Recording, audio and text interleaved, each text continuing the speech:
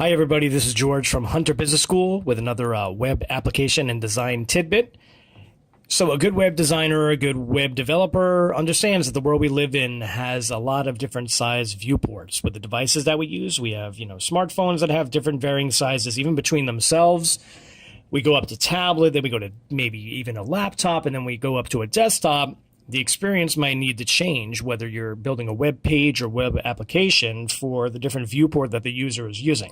So you may not even realize this is happening if you're just a everyday user of a website or an application, but a good web developer will actually develop their page or app with sort of a mobile design in mind. So as the viewports change, the experience and the design of the site and the app will change as well. So here I have the Hunter Business School website in a full desktop view, but if I adjust the size a little bit, you notice that the picture will scale and change to match the size of the viewport. So here we are around more of a mobile area, what you'd see on a smartphone. And you can see that the menu has now reverted to a selector up here we call affectionately the hamburger, where you can see the different choices. Whereas before, when it was a larger screen, it was a navigation bar up here along the top. So because of the limited viewport size, we still want them to be able to get all the information that we need or the student might need. So the design changes as the viewport will change.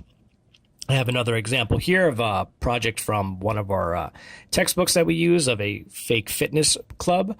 Again, this is more of a desktop size. As we change, you'll see that the logo will actually go above the navigation bar.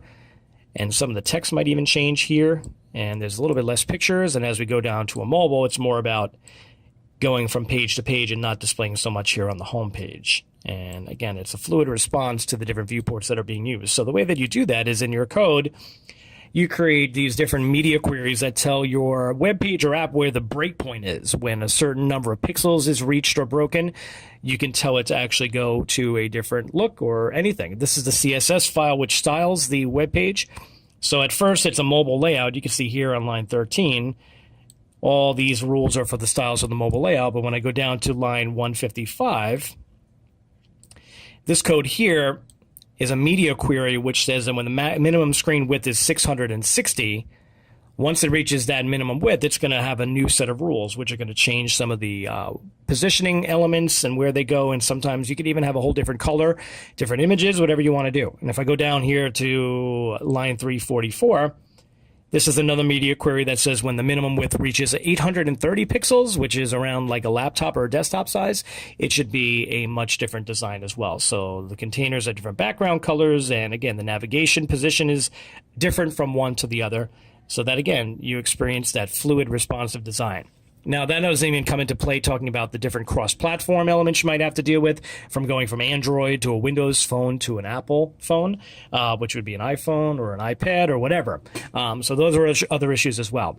So we teach our courses here in the Web Application Design and Development program with that in mind. Our HTML and CSS web design course goes under those exact principles, and we even have a cross-platform mobile and web app development specific course which talks about all those things that have to happen when you're going from one platform to the other. So if you're interested in any of this that I showed you and want to learn more, the Web Application Design and Development course is for you. Contact our admissions department at 516-796-1000 and speak to Bridget and see how you can get enrolled in our upcoming Web Application Design and Development class. Bye-bye.